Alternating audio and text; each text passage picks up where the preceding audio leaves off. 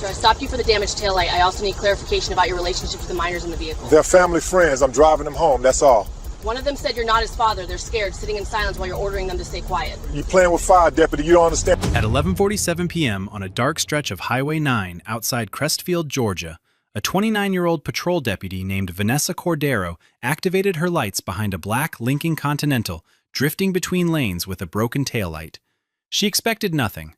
A routine stop on a quiet overnight shift covering for a colleague on leave. The kind of call that usually ended with a warning and a wave. It didn't. The driver lowered his window slowly, already holding his license between two fingers, like a man who had done this before and never had to explain himself. He was well-dressed, calm, controlled. He identified himself before she could finish her opening line. Judge Clarence Devereaux, presiding judge of the 14th District Family Court. His voice carried authority, even on the shoulder of a county road at midnight. He told her the taillight had been an ongoing issue, that he was heading home from a family function, and that she could let this one go. Cordero noted the tone. Not a request, an instruction. She kept her flashlight steady and moved it past the driver's seat toward the back of the vehicle. 4 children sat in the back, ages roughly 6 to 11. None of them moved. None of them spoke. Their eyes stayed low, fixed on their laps or the seat in front of them. One of them, a small girl in the rear passenger seat, was trembling visibly. Her hands were pressed flat between her knees. Cordero's training told her to note the detail and continue the stop. She did. She asked for registration. Devereaux handed it over without a word, his eyes watching her in the side mirror.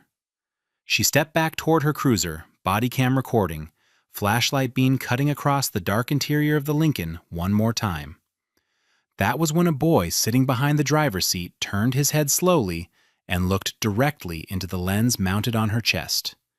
His lips barely moved. That's not my dad. Judge Clarence Devereaux was 58 years old and had spent 22 of those years on the bench of the 14th District Family Court in Crestfield, Georgia. He was not just a judge in that town. He was an institution. His name appeared on the donor walls of 3 local nonprofits. He gave the keynote address at the county's annual Foster Care Appreciation Dinner every year for over a decade. He had been profiled twice by the Crestfield Herald as a pillar of justice and compassion, a man who had dedicated his career to protecting the most vulnerable children in the system. He ran a mentorship program for youth aging out of foster care, personally selecting participants and meeting with them regularly in his chambers. Local attorneys spoke about him with a mix of respect and caution. His courtroom was strict, his rulings were final, and his influence over custody placements, foster assignments, and juvenile case outcomes was nearly absolute. But beneath the accolades and the authority, there were things people noticed and never said aloud. Court clerks who saw certain children brought to his chambers outside of scheduled hearings. Social workers who were told specific children needed to be placed in homes Devereaux personally recommended. A bailiff who once saw a child leave the judge's office in tears and was told it was a difficult custody conversation. None of it was ever reported. None of it was ever questioned. The attorneys who practiced before him needed his favor. The social workers depended on his rulings. The community trusted his image. And Devereaux had spent 2 decades making sure that image never cracked. Until a deputy on a quiet highway asked the wrong question at the right time, and a boy in the back seat answered it.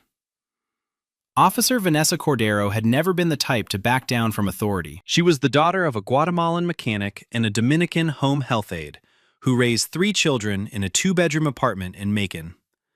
She joined the Harmon County Sheriff's Office at 24, not because she came from a law enforcement family, but because of her cousin Sophia. Sophia had been placed in foster care at age 9 and bounced through 4 homes in 2 years. She came back different, quiet in a way that wasn't shyness. Cordero never got the full story. She didn't need to. She understood that the system had failed someone she loved, and she decided she would never be the person who looked the other way when something felt wrong. In 5 years on the job, she had built a reputation that made some colleagues uncomfortable. She once cited a county commissioner for DUI on a back road outside Harmon and refused to void the ticket when his chief of staff called the station. She filed a formal report on a fellow deputy who had roughed up a teenager during a traffic stop, even after being told it would make her unpopular. Her sergeant once described her in a performance review as someone who doesn't care about your title, just your behavior. It was meant as a compliment. Not everyone took it that way. That night, she was working a solo overnight shift on Highway 9. 12 hours, mostly silence, mostly empty road. She had pulled over 2 vehicles before the Lincoln. Both were routine. Both ended in under 5 minutes. When she saw the Continental drifting across the center line with a busted taillight, she expected the same. A warning, a signature, a good night. What she got instead was a man who told her who he was before she asked. 4 children who sat like statues, and a whisper from the back seat that made every nerve in her body fire at once. She didn't drive away from it. She called it in. Cordero walked back to the Lincoln and positioned herself at the rear passenger window. Her flashlight moved across the back seat slowly. The 4 children hadn't shifted since she first approached. The 2 boys sat behind the driver and front passenger seats. The older girl, roughly 11, sat in the middle. The younger girl, the one who had been trembling, was pressed against the far door. Cordero leaned slightly and spoke in a voice low enough that Devereaux would have had to strain to hear. "Hey, you kids doing okay back there?" No one answered. The older girl's eyes flicked toward the driver's seat and then back down. The younger girl's hands were still pressed between her knees. The boy who had whispered moments earlier stared straight ahead now, jaw tight, as if he regretted what he had said. Devereaux's voice came from the front. "Officer, they're tired. It's late. I'm transporting them home from a family gathering. They're foster children in my care." Cordero didn't look at him. She kept her eyes on the children. "Do you have paperwork for them? Foster documentation, custody orders, anything with their names?" Devereaux paused for half a second. "Not on me. It's at my home. I'm a family court judge, officer. I don't carry case files in my vehicle." Cordero straightened. She noted the details her training told her to catalog. No seatbelts properly fastened on 3 of the 4 children. The younger girl was not wearing shoes. No booster seat for the smallest child. No documentation of any kind for 4 minors in a vehicle with an unrelated adult approaching midnight. She keyed her radio. "Dispatch, this is Unit 17. I need a second unit to my location on Highway 9, mile marker 41. I have a welfare concern involving 4 minors." Devereaux's tone changed. "That's not necessary. I've told you who I am. You can verify it with 1 phone call." Cordero met his eyes through the window. "Sir, I'm going to ask you to stay in the vehicle. I've requested backup. We'll sort this out when they arrive." Devereaux stared at her for a long moment. Then he said something the Bodycam captured with perfect clarity. "You have no idea what you're doing, Deputy. You're going to regret this." Devereaux didn't wait for backup. He pulled out his phone, scrolled with the casual ease of a man who had powerful people on speed dial, and pressed call. Cordero watched from behind the vehicle, Bodycam recording. Her microphone picked up fragments. His tone shifted from calm to firm. The words "Patrol Deputy," "Highway 9," and "handled immediately" came through clearly. Within 2 minutes, her radio crackled. Sergeant Ray Loomis, her shift supervisor. "Vanessa, what's your status on Highway 9? She responded, "Welfare concern, 4 minors, no documentation. 1 child made a statement. I've requested backup." A pause. Then Loomis's voice dropped lower. "Listen, the driver is Judge Devereaux. He's known to the department. He sits on the County Public Safety Board. You might want to extend professional courtesy and let him get those kids home." Cordero stared at the Lincoln's rear window. She could see the outline of the older girl's head, motionless.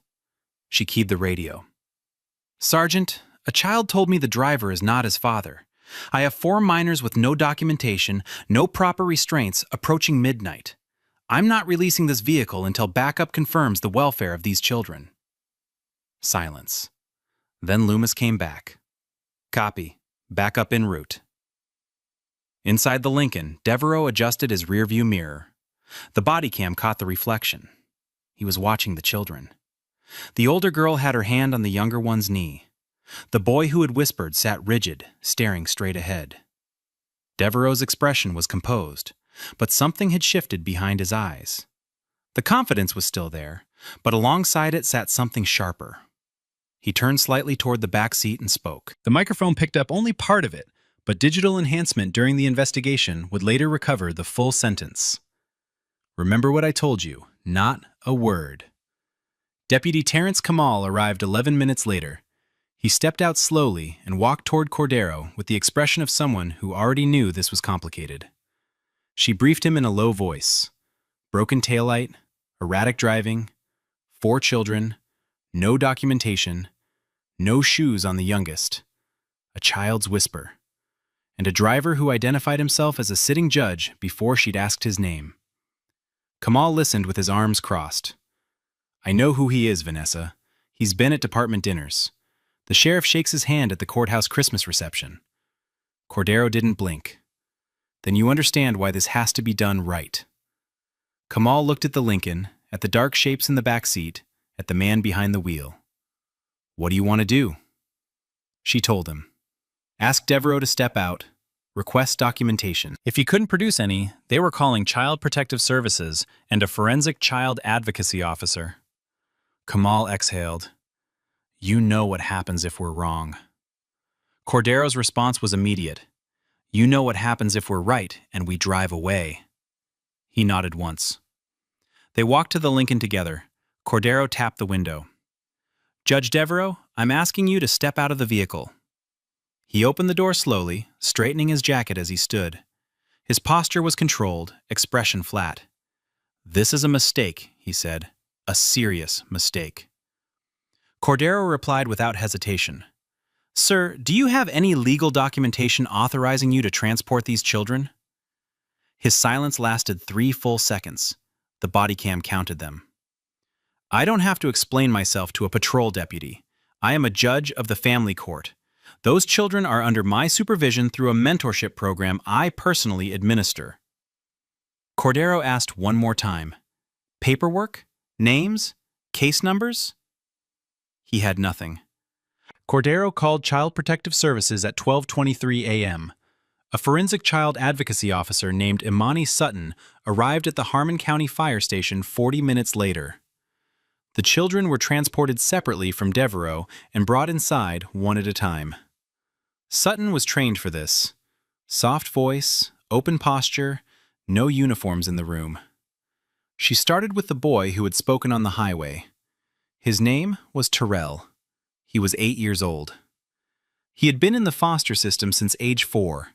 He told Sutton he was taken from his group home 3 days earlier by a woman he didn't know who said he was going to a special family visit. He said the man in the car told him to call him Sir. He said they stayed in a house with no other adults. He said he didn't want to go back. Sutton moved to the oldest girl, 11 years old. Her name was Kiara. She didn't speak at first. She sat with her arms wrapped around herself, eyes on the floor. When Sutton asked if she had been to the man's house before, Kiara nodded slowly. How many times? Kiara held up 4 fingers. Sutton asked what happened there. Kiara used language that triggered mandatory reporting protocols immediately. A 6-year-old boy in the 3rd interview barely spoke at all. He flinched when a male firefighter walked past the open door. The 4th child, a 7-year-old girl named Amara, didn't answer questions directly. Sutton gave her crayons and paper. She drew a picture of a room with no windows and a large bed. She drew a tall figure standing next to it. Sutton stepped out of the room, closed the door behind her, and called the district attorney's office. Her voice was steady, but her hands were not. We need a warrant tonight. A judge from the neighboring district was woken at 2:41 a.m. to sign the warrant. No one in Crestfield's court system could be involved. By 4:15 a.m., a team of investigators from the Harmon County Sheriff's Office and the Georgia Bureau of Investigation entered Devereaux's residence, a well-kept colonial on a tree-lined street in the town's wealthiest neighborhood. The front rooms looked normal. Family photos on the mantel, legal texts on the shelves, awards and framed newspaper clippings on the study wall. The basement told a different story. Behind a locked interior door, investigators found a furnished room with bedding for multiple children, small clothing folded in stacks, personal items belonging to minors, electronic devices concealed in a floor safe, and a ledger-style notebook with entries spanning years, each referencing children by initials, dates, and coded notations that investigators would later decipher with the help of child exploitation analysts. Digital forensics was called in before sunrise. The scope of the investigation expanded within hours. Devereaux was arrested at the scene. He was still wearing the suit from the traffic stop. He said nothing when they put him in handcuffs. His attorney arrived within the hour, demanded to know the charges, and was handed a warrant that ran 4 pages. Outside, the first light of morning broke across Crestfield. Neighbors watched from behind curtains as a man they had admired for 2 decades was guided into the back of a federal vehicle. None of them spoke. None of them yet understood what had been happening inside that house. But the children did. And now, finally, someone had listened. The investigation into how Devereaux operated moved fast once investigators understood what they were looking at. He hadn't acted on impulse. He had built a system. As presiding judge of the 14th District Family Court, Devereaux had direct authority over custody placements, foster assignments, and juvenile case outcomes. For over a decade, he had used that power to position himself as the final word on where vulnerable children ended up. He cultivated relationships with specific social workers who processed his recommendations without question. He maintained ties to 2 group home administrators who flagged children with no stable family connections, the ones least likely to be missed or believed. His mentorship program, celebrated publicly as a model of judicial compassion, served as the pipeline. Children selected for the program were brought to his chambers for meetings that no one supervised. Some were assigned to foster homes connected to people he controlled. Court records later showed that Devereaux had personally intervened in the placement of at least 19 children over 7 years, overriding caseworker recommendations in 12 of those instances. Each time, the reassignment moved the child closer to his reach. The social workers who facilitated it fell into 2 categories. Some were manipulated, pressured by the authority of a judge they couldn't afford to cross. Others knew. They looked the other way because Devereaux controlled their caseloads, their courtroom outcomes, and in some cases, their careers. One social worker would later testify that she had raised the concern once and was told by her supervisor to drop it. The supervisor's explanation was brief. "He's a judge. You're not." That was the end of it.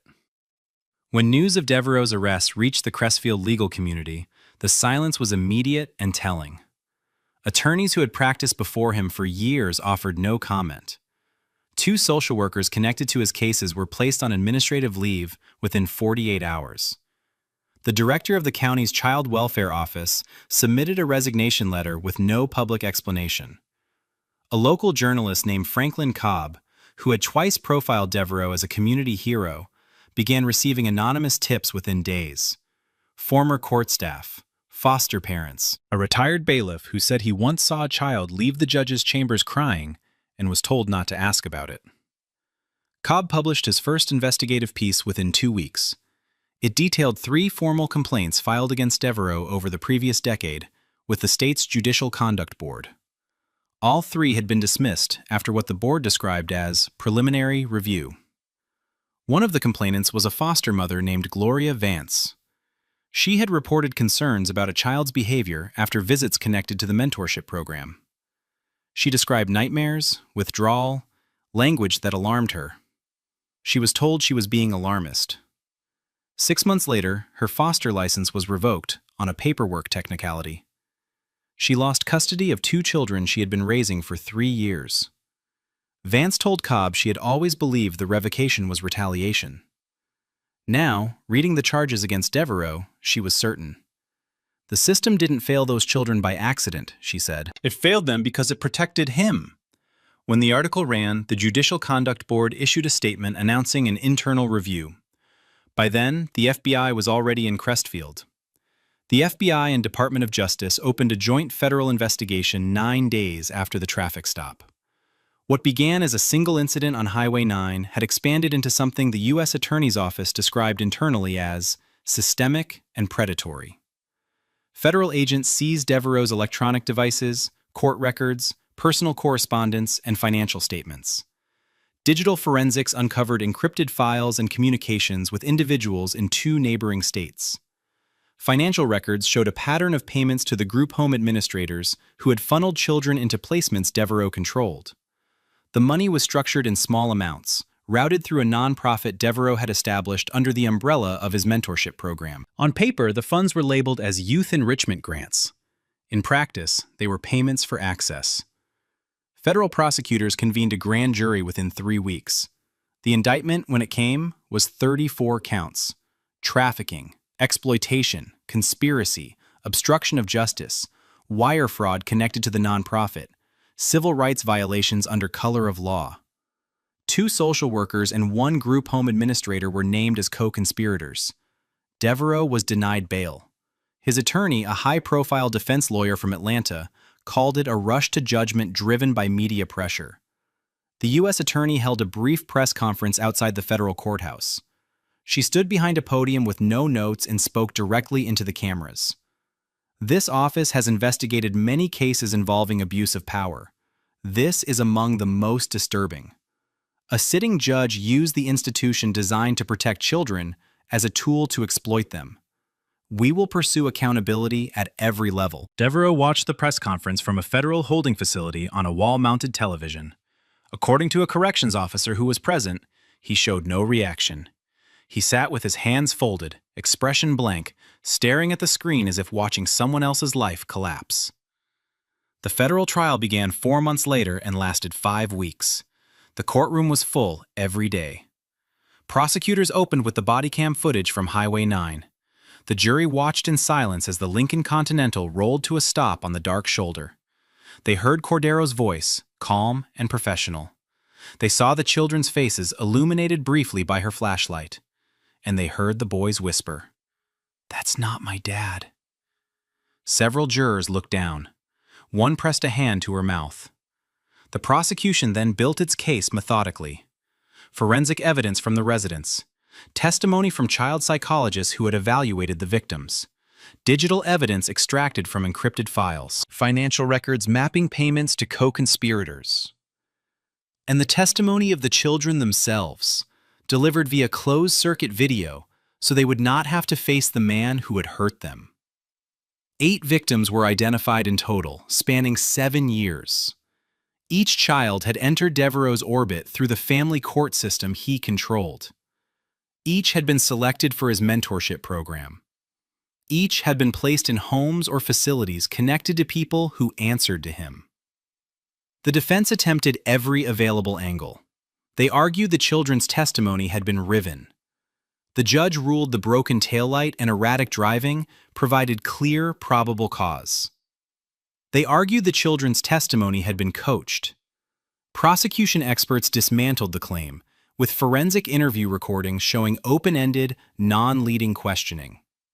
They claimed the digital evidence was circumstantial. Federal analysts walked the jury through file structures, timestamps, and encryption methods that proved deliberate concealment. A cooperating social worker took the stand and described in detail how Devereaux selected children and how she was too afraid of his power to refuse.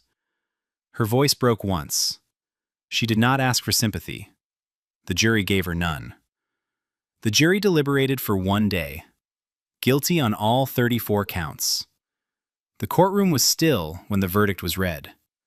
No gasps, no outbursts, just silence and the sound of the court clerk's voice moving through each count, one after another, the word guilty repeating like a hammer on stone. Devereaux sat motionless, hands flat on the table, eyes forward. His attorney closed his folder and said nothing. Sentencing came 6 weeks later. A senior federal judge was brought in from out of state to preside.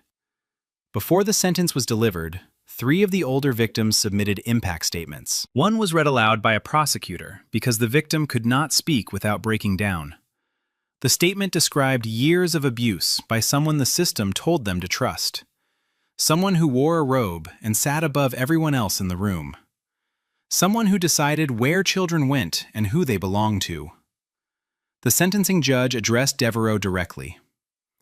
You were entrusted with the most sacred responsibility the legal system can offer. The protection of children who had no one else to speak for them. You weaponized that trust. You used the institution designed to shield the most vulnerable members of this society as your personal instrument of predation. There is no sentence this court can impose that fully accounts for what you have taken from these children. Devereaux was sentenced to 67 years in federal prison with no possibility of parole. He showed no visible emotion. At 58 years old, the sentence was effectively life. He was led from the courtroom in shackles, past the families of victims, past the journalists, past the cameras. He did not look at anyone. The door closed behind him. His robe, his title, his reputation, his freedom. All of it gone. The fallout reshaped Crestfield from the inside out. The State Judicial Conduct Board was restructured after an independent audit revealed systemic failures in handling complaints against sitting judges. 3 board members resigned. New legislation was introduced requiring independent oversight of all family court placements and mandatory cross-referencing of judicial involvement in foster care assignments. The county's child welfare department was placed under state supervision for a minimum of 5 years. Internal emails uncovered during the federal investigation showed that supervisors within the department had been aware of irregularities in Devereaux's placement recommendations, but chose not to act. One email sent from a senior case manager to the department director read simply, "He's the judge. We don't question the judge." That email was cited in the governor's public statement calling for wholesale reform. The 2 cooperating social workers received reduced sentences. One was given 3 years. The other received probation and mandatory testimony in related proceedings. The group home administrator who had facilitated access to children was sentenced to 12 years. Gloria Vance, the foster mother whose license had been revoked after she raised concerns, was publicly reinstated. The state issued a formal apology. She regained custody of the 2 children she had lost and was invited to serve on the newly formed Civilian Oversight Panel for Child Welfare. Officer Vanessa Cordero was recognized by the State Attorney General's office for her actions during the traffic stop. She declined all media interviews. A single quote appeared in an internal department memo distributed to every sheriff's office in the state. "I just did what the training says. If something doesn't feel right, you don't drive away from it." The Bodycam footage from Highway 9 was viewed over 4 million times in the weeks following the trial. Legal analysts, child advocacy organizations, and law enforcement training programs dissected it frame by frame. But the moment everyone returned to was the same. A dark highway, a flashlight beam sweeping across the back seat of a Lincoln Continental, 4 children sitting in silence, and a boy who turned his head, looked into the camera mounted on a deputy's chest, and whispered 5 words that broke the case open. "That's not my dad." Without that whisper, Devereaux might still be on the bench. Without Cordero's refusal to defer to a powerful man's title, the children might still be in his reach. Without the Bodycam preserving the truth in a format that could not be denied, rewritten, or buried, the system that protected him might never have been forced to answer for what it allowed. The children are in protective care. They are receiving long-term psychological support. The boy who spoke has not been publicly identified, and will not be. He is reported to be doing well. His name will not appear in this story because he has already done the bravest thing anyone could ask of him. He spoke when silence was safer, and someone listened. This case was brutal, but the case on the right spirals completely out of control. Don't sit there acting confused. You expect me to believe this is your vehicle? It is registered to me. You verified that. Registered doesn't mean earned. Cars like this don't just land in the hands of someone like you without something shady behind it. Am I being charged with a crime? No. At 9:47 on a quiet Sunday morning along Meridian Boulevard in Crestwood, a matte black Lamborghini Urus rolled through a green light at the intersection of Walnut and 5th. The driver signaled, changed lanes, and continued at exactly the posted speed limit. 6 car lengths behind her, Officer Brent Hargrove, 42, a 16-year veteran of the Crestwood Police Department, sat behind the wheel of his patrol cruiser and watched. His dash cam was running, his body camera was active. Both would later confirm what happened next. Hargrove followed the Lamborghini for 6 full blocks. He didn't activate his lights. He didn't run the plates. He just followed, watching, waiting for something he could use. At the 7th block, he hit the sirens. He called it in as a suspicious vehicle, possible stolen, and noted a failure to signal during a lane change. The dash cam would later show the signal blinking clearly, 3 full seconds before the merge. The driver, who pulled over without hesitation, placed both hands on the steering wheel and waited calmly for the officer to approach, was Federal Judge Genevieve Okafor-Laurent. She was 53 years old, a sitting judge on the United States Court of Appeals for the Fourth Circuit, and one of the most respected jurists in the federal system. She was on her way home from visiting her elderly mother across town. She wore a linen blouse, sunglasses pushed up on her head, and no identification that would mark her as anything other than what Hargrove had already decided she was: a black woman driving a car he didn't believe she could own. Officer Brent Hargrove had been with the Crestwood Police Department since he was 26 years old. In that time, he had accumulated 31 civilian complaints, the overwhelming majority filed by Black and Latino residents. The complaints described a pattern that never changed: pretextual stops, aggressive questioning, searches conducted without consent or probable cause, property seized and never returned. Hargrove had earned a nickname in the neighborhoods he patrolled most heavily. Residents called him the Collector. Not because he collected evidence, but because he collected belongings. Cash pulled from wallets during traffic stops, jewelry removed during pat-downs and logged as potential proceeds of criminal activity, electronics confiscated under civil asset forfeiture statutes that allowed police to take property without ever filing charges. Over the past 5 years alone, Hargrove had seized more than $340,000 in cash and personal property from citizens. Almost none of those seizures led to arrests. Almost none of that property was ever returned. 2 prior cases involving allegations of planted evidence had been quietly settled by the city before reaching trial.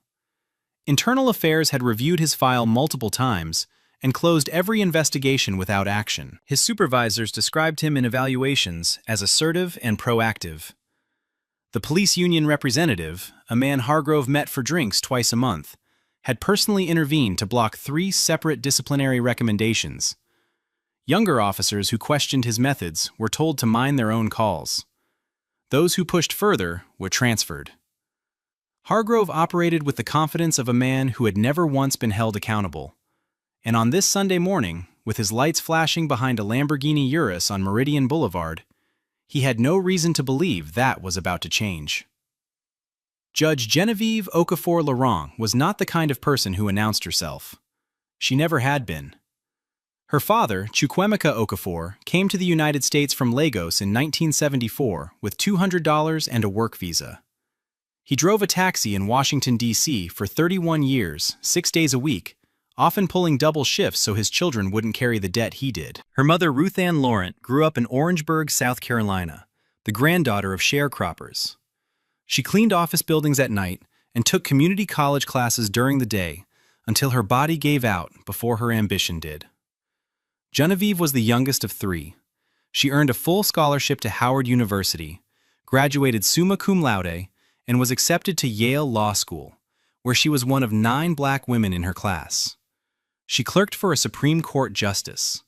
She spent a decade as a federal prosecutor in the Civil Rights Division of the Department of Justice, trying cases involving police brutality, unlawful search and seizure, and systemic discrimination in law enforcement agencies across the Southeast. 9 years ago, she was appointed to the United States Court of Appeals for the Fourth Circuit. She had since authored or joined rulings in more than a dozen landmark cases involving police misconduct, qualified immunity, and constitutional violations under the 4th and 14th Amendments. Legal scholars described her opinions as surgically precise. Defense attorneys feared her bench. Civil rights lawyers cited her rulings like scripture. None of that was visible on Meridian Boulevard that morning. What Hargrove saw when he looked through that window was a black woman in a linen blouse sitting behind the wheel of a car he had already decided wasn't hers. And that was all he needed. Hargrove approached the driver's side with his right hand resting on his belt. His body camera captured the angle from his chest. The dash cam recorded the wider frame from the cruiser. Both were rolling.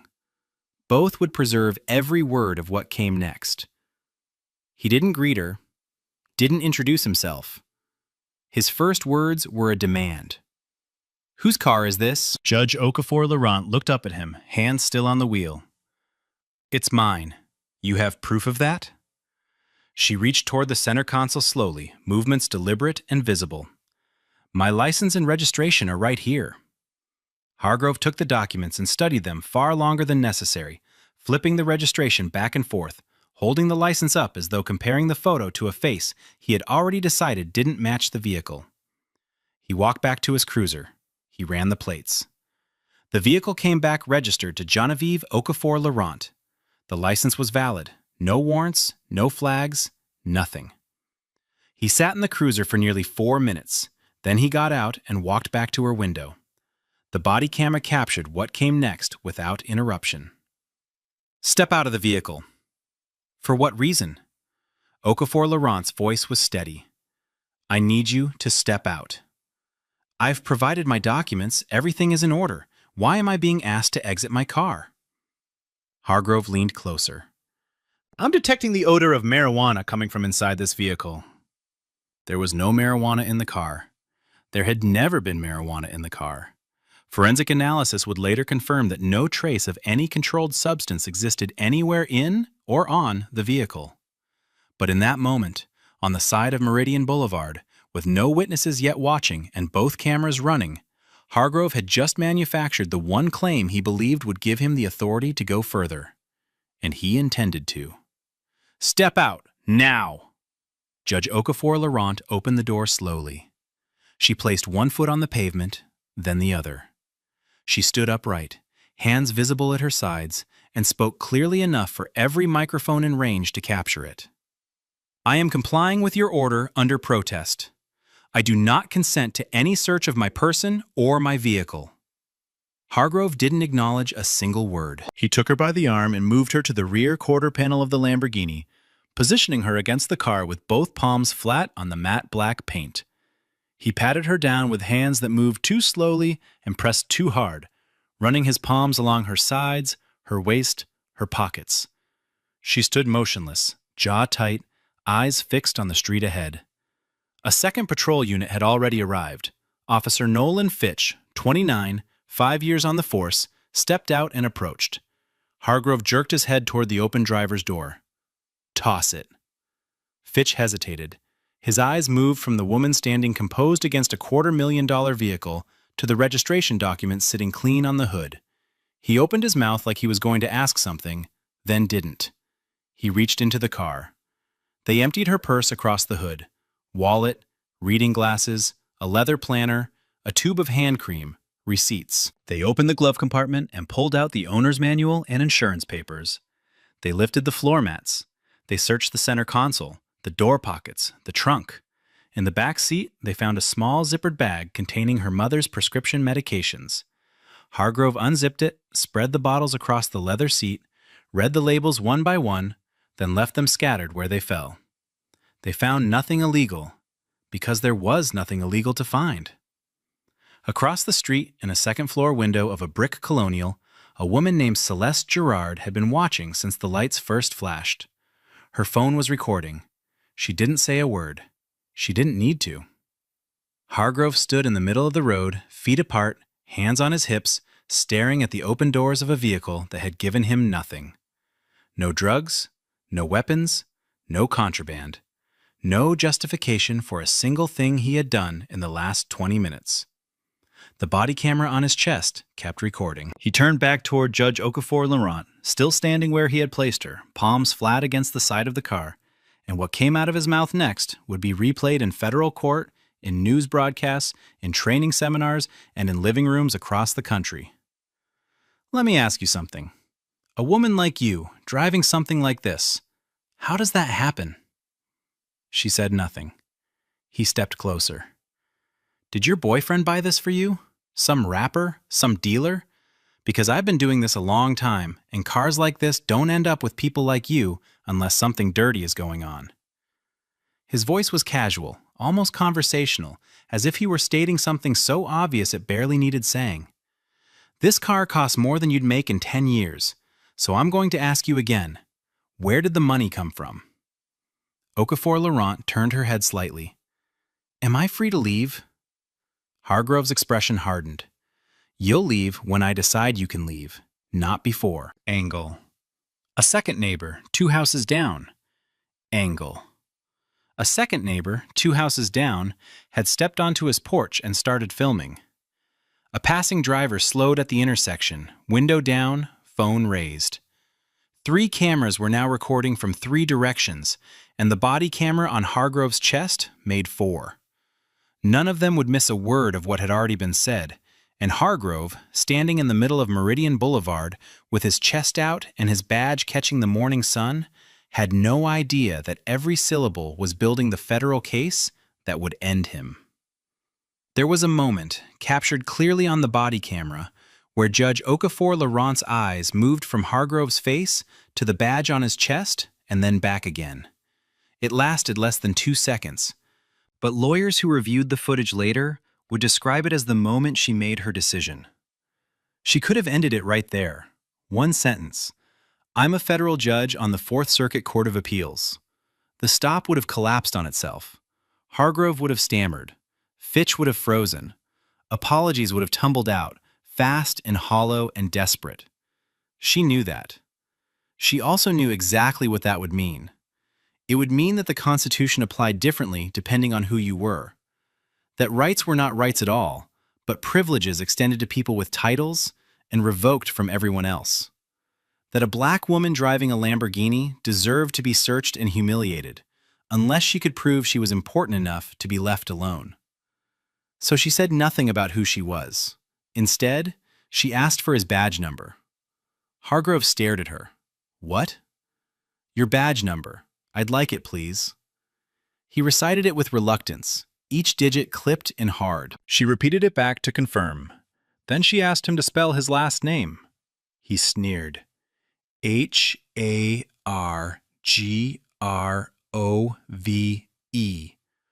Slow enough for you?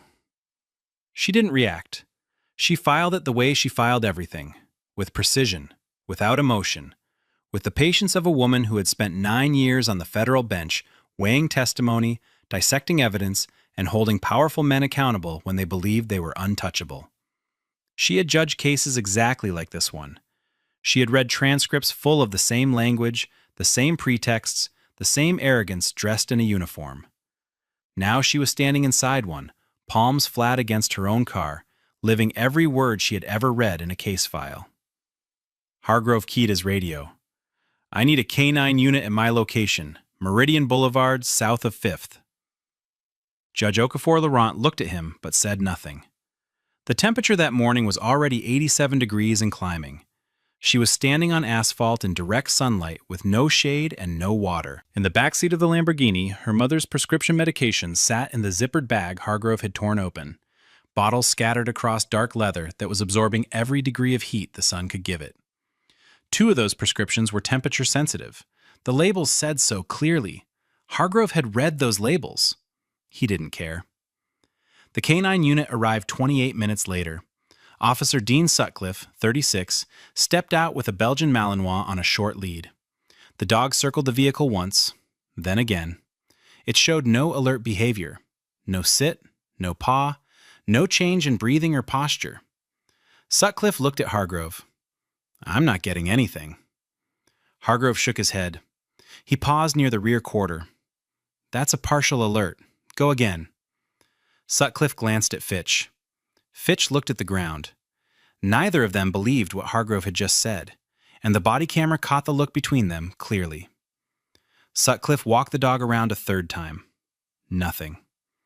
Hargrove ordered the vehicle searched again. Fitch opened the rear hatch and moved things that had already been moved. Sutcliffe stood to the side, leash in hand, silent. Fitch spoke quietly, barely audible on the body camera audio, but recovered during forensic enhancement. "Maybe we should wrap this up." Hargrove didn't turn around. "Shut up and finish." By the time it was over, 57 minutes had passed since the initial stop. 57 minutes for a lane change that was executed legally. 57 minutes that produced no citation, no charge, no arrest, and no apology. Hargrove handed back her documents without a word. Judge Okafor Laurent gathered the medication bottles from the back seat, now warm to the touch. She noticed the scuff on the driver's seat leather where Fitch had leaned his tool belt. She sat down, closed the door, and pulled away from the curb at exactly the speed limit. She did not look back. Hargrove watched the Lamborghini disappear down Meridian Boulevard and returned to his cruiser. He logged the stop as a routine traffic contact with no further action. He had no idea that the woman he had just spent an hour degrading would by morning have the full weight of the federal government bearing down on him with the force his badge had never prepared him for. At 7:15 Monday morning, Judge Geneviève Okafor Laurent sat at her desk in her home office with a legal pad, a pen, and a phone. She did not call the Crestwood Police Department. She did not file a civilian complaint. She did not leave a message with Internal Affairs. She called the United States Department of Justice Civil Rights Division. She identified herself by name and title. She provided her case number from the Fourth Circuit, her judicial appointment reference, and a detailed oral account of the stop, timed to the minute, citing the specific constitutional violations by amendment and clause. She then called the FBI field office and made the same report. Then the Office of Inspector General. Each call was precise, measured, and without emotion. She spoke the way she wrote opinions. Facts first, law second, conclusions last. By 8:30 a.m., she had submitted a written account, 7 pages, single-spaced, with timestamps drawn from her own memory and cross-referenced against the time she had noted on the dashboard clock during the stop. She requested preservation of all footage, Hargrove's dash cam, his body camera, Fitch's body camera, and the K-9 unit's records. She requested Hargrove's personnel file, his stop history, and his civil asset forfeiture records. Then she made one more call. Not to an agency, but to a civil rights litigation firm with a national reputation for police misconduct cases. She told them she was not calling for herself. She was calling because she wanted to know how many other people Brent Hargrove had done this to. People who didn't have a law degree. People who didn't have a title. People who didn't have the ability to make the calls she had just made. By the time Judge Okafor Laurent closed her legal pad, the machinery of federal accountability was already turning, and Officer Brent Hargrove was on his way to work with no idea that his name was now in 3 federal databases.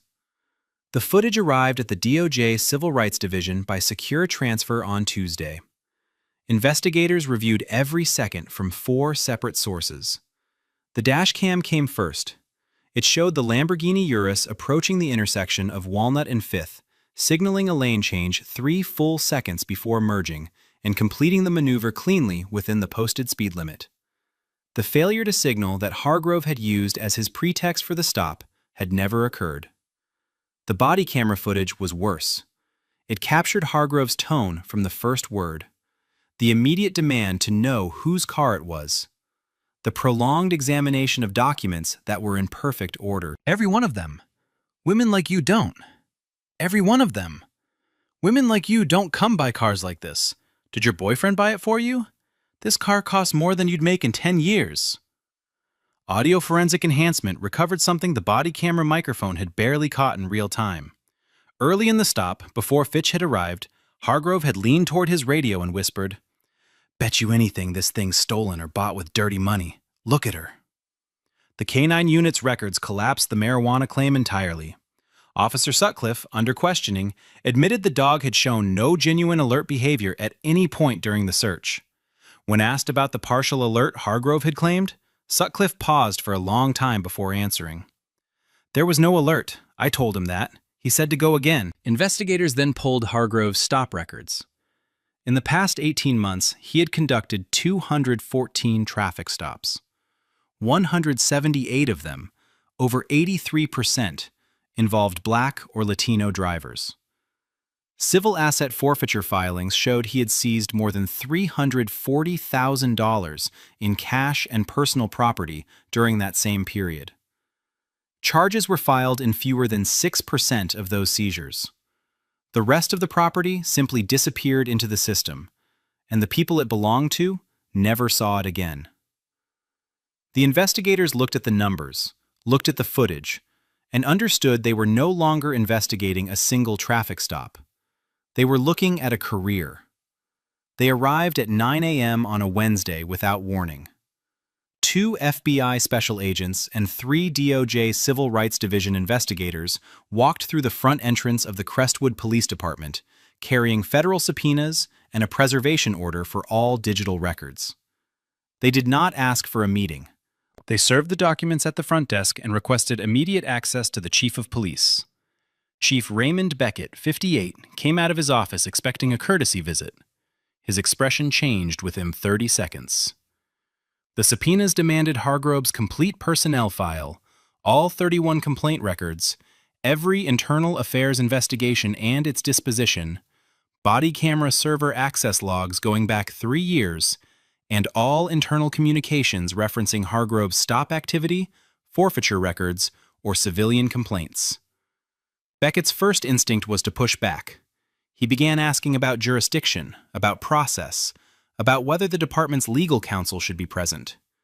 The lead FBI agent let him finish, then told him the victim of the stop was a sitting judge on the United States Court of Appeals for the Fourth Circuit. The color left Beckett's face, but the agent continued before the silence could settle. Her title is not why we're here. We're here because the evidence shows a pattern in practice of civil rights violations by an officer your department has protected for 16 years. That's a federal matter, regardless of who he pulled over last Sunday. Hargrove was on patrol when the call came through ordering him back to the station.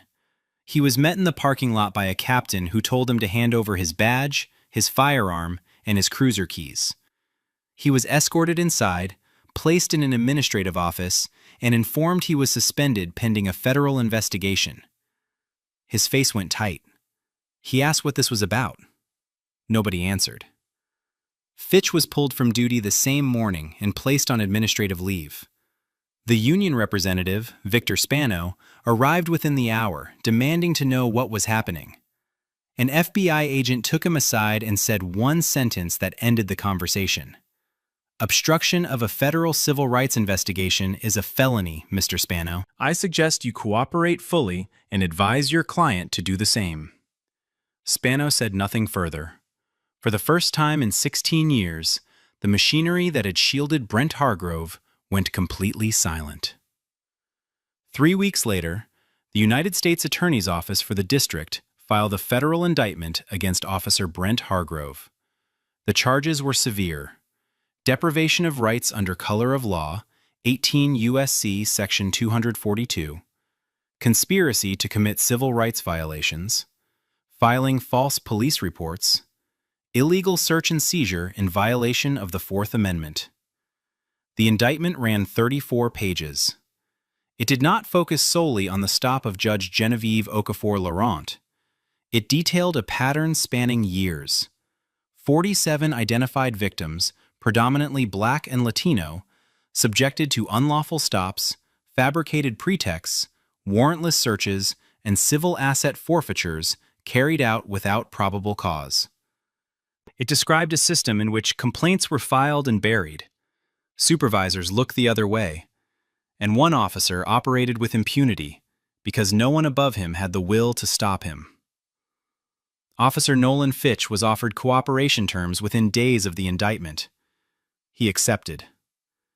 In his testimony to federal investigators, Fitch described what Hargrove was like between stops, the language he used in the cruiser when the body cameras were off, the casual way he selected targets based on race and vehicle type, the comments about certain neighborhoods and certain people that had become so routine, Fitch stopped registering them as unusual.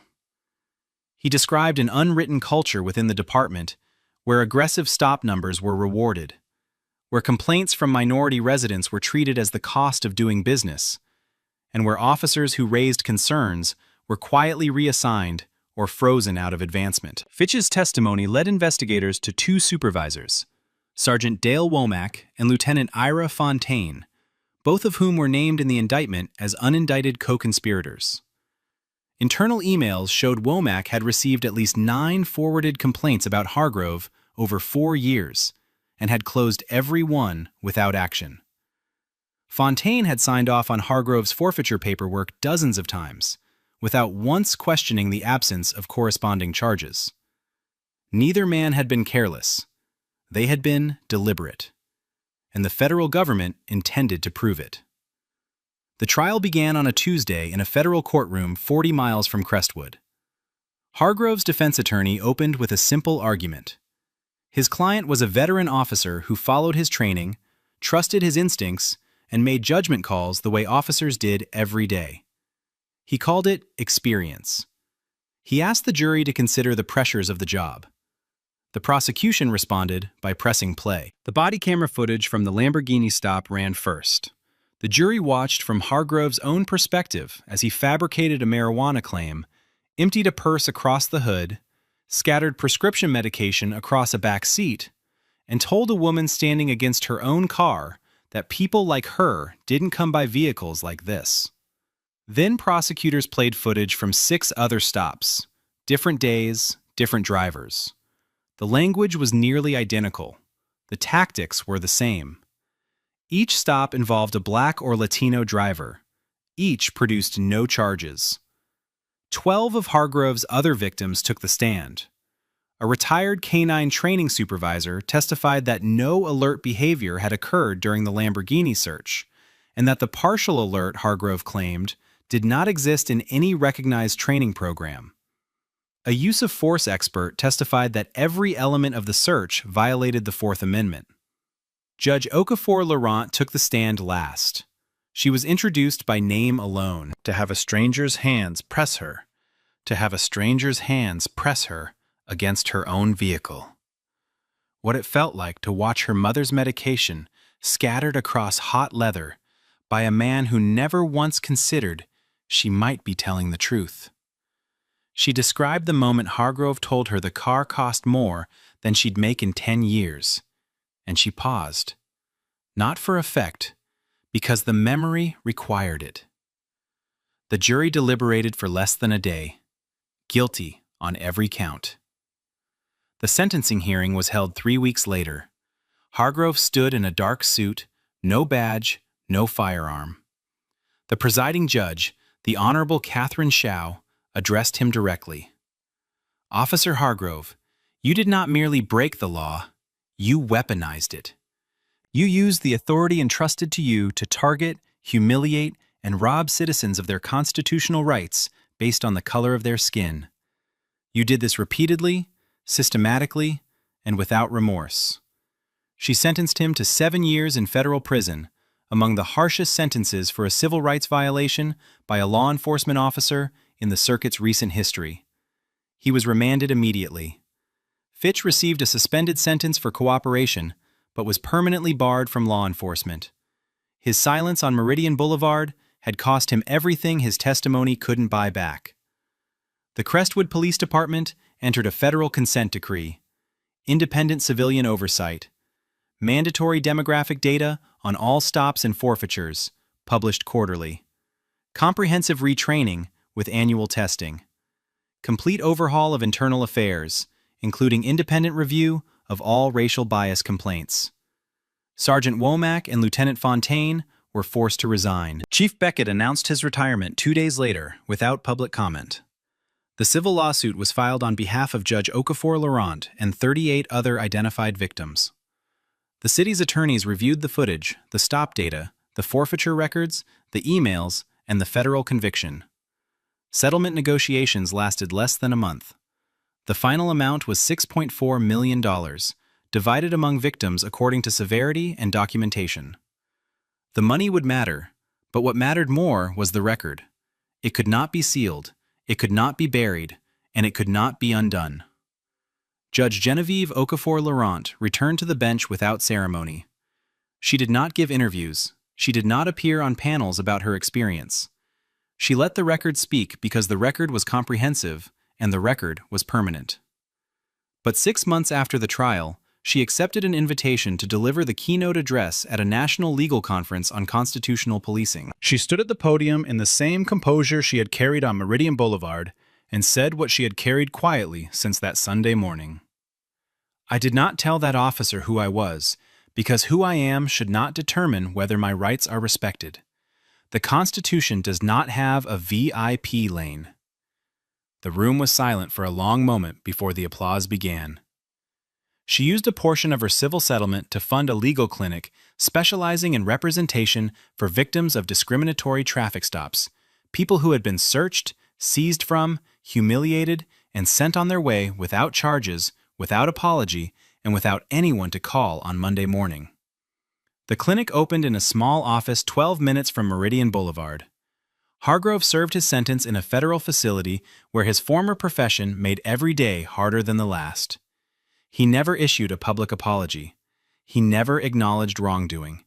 He maintained until the end that he had been doing his job. After the settlement.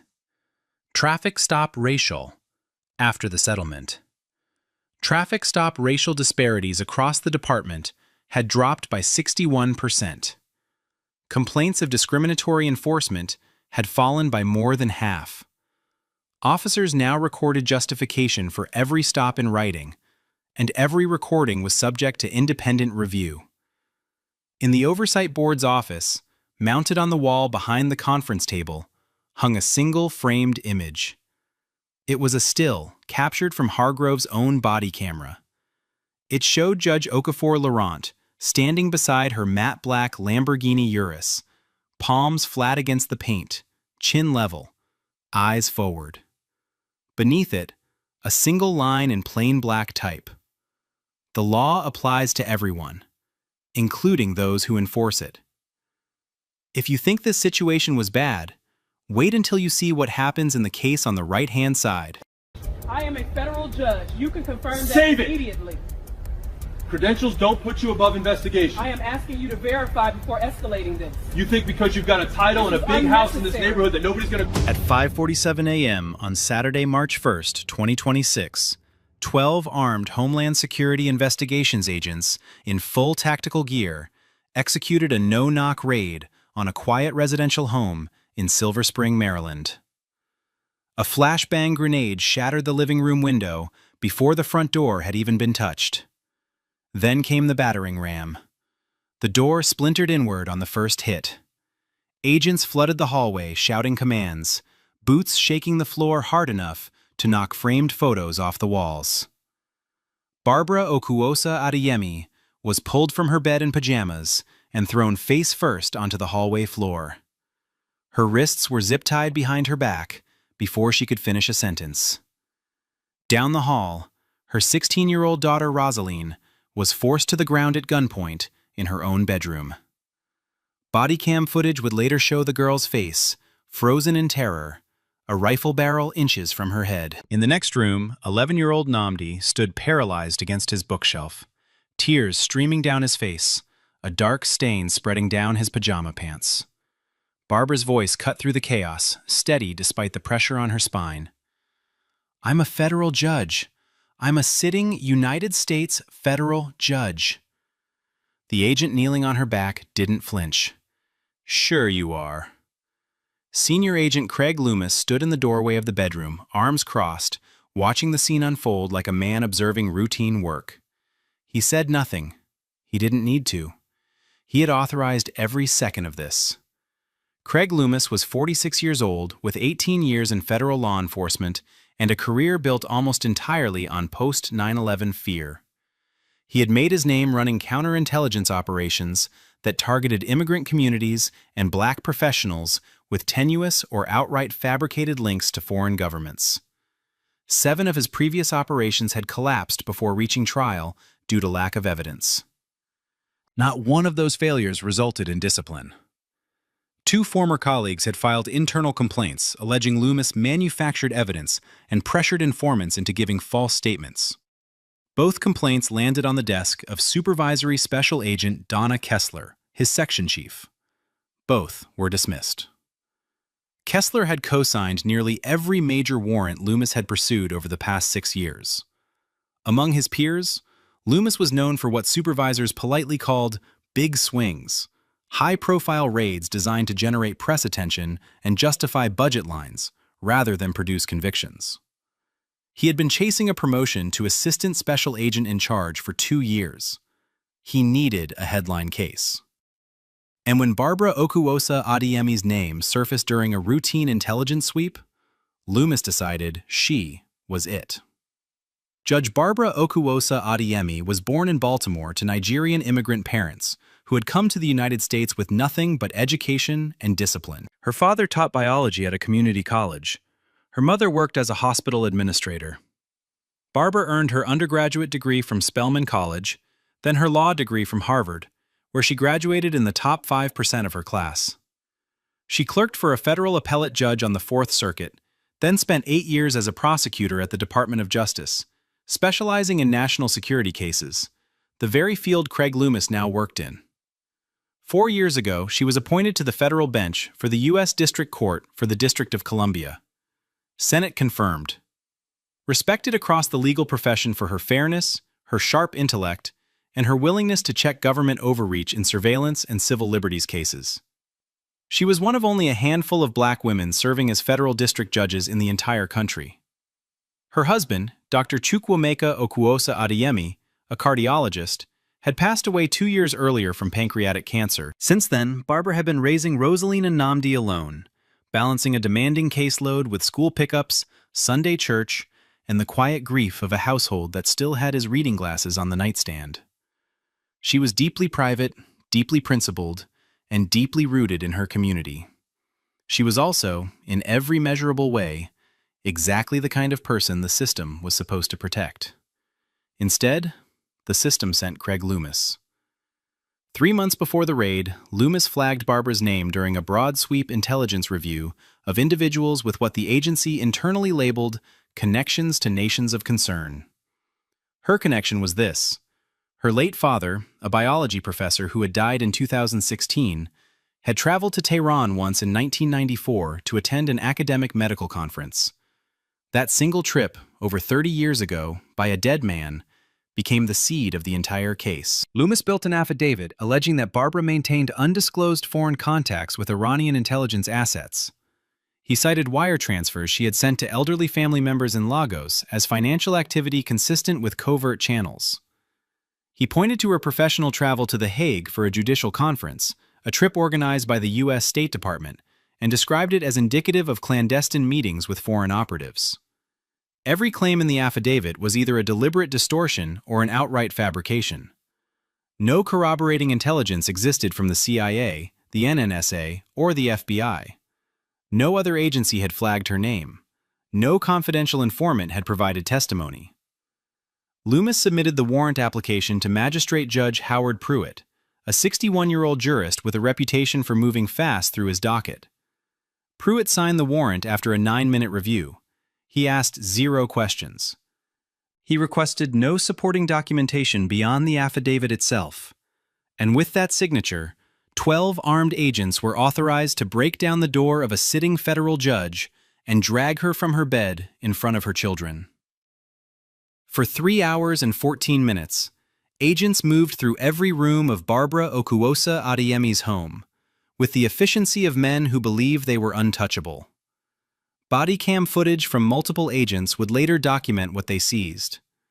Laptops from the home office, cell phones from the kitchen counter and both children's bedrooms, family photo albums pulled from a living room shelf, Barbara's judicial case files, binders and folders containing active federal proceedings, carried out in open boxes without covers or seals, her children's tablets, financial records from a filing cabinet in the hallway, her late husband's medical files, still kept in a drawer beside his side of the bed, and a box of personal letters her father had written to her mother from Nigeria over the course of 40 years. the same letters Loomis had described in his affidavit as coded communications. Barbara sat zip-tied in a kitchen chair the entire time, still in pajamas, watching agents dismantle her home around her. She asked 4 times to call her attorney. Each time she was told the request would be processed later. She asked 3 times for her children to be brought to her, denied without explanation. Down the hall, Rosalind sat in her parents' bedroom with an agent by the door, sobbing, asking over and over if her mother was being arrested. No one answered her. In his own room, Namdi sat on the floor with his back against the bed, guarded by an armed agent in tactical gear, clutching a stuffed bear his father had given him. He did not speak. He did not move. Loomis personally entered Barbara's home office and began reading through her judicial case files. When a younger agent standing nearby asked quietly whether they should be handling court documents, Loomis did not hesitate. "She's not a judge today. She's a suspect." 3 minutes after the first flashbang shattered Barbara's living room window, Bill Tavares was standing on his porch across the street in a bathrobe and slippers, phone raised, recording. Tavares was 68 years old, a retired firefighter with 30 years of service and the kind of instinct that told him when something was deeply wrong. He had seen the tactical vehicles pull onto the block at 5:44 a.m. He had watched a dozen agents in helmets and body armor pour out and stack up along the front of the house. And when the grenade went off and the door came down, he pressed record. Over the next 2 hours, his phone captured everything visible from the street. Agents moving in and out carrying boxes, evidence bags clearly containing children's electronics, small tablets and laptops sealed in clear plastic. A moment, 53 minutes into the footage, where an agent walking toward a vehicle held up a framed family photograph and said something to a colleague that made both of them laugh. Tavares caught the moment. Rosalind's face appeared briefly in a second-floor window, tears visible even at distance, before an agent pulled the curtain shut from inside. He walked toward the perimeter once and asked an agent what was happening. He was told to return to his residence immediately. He stepped back, but kept recording. He did not go inside. That evening, sitting in his kitchen with the footage still on his phone, Tavares told a reporter something he would repeat in every interview that followed. "I spent 30 years running into burning buildings. I've seen houses raided for drugs.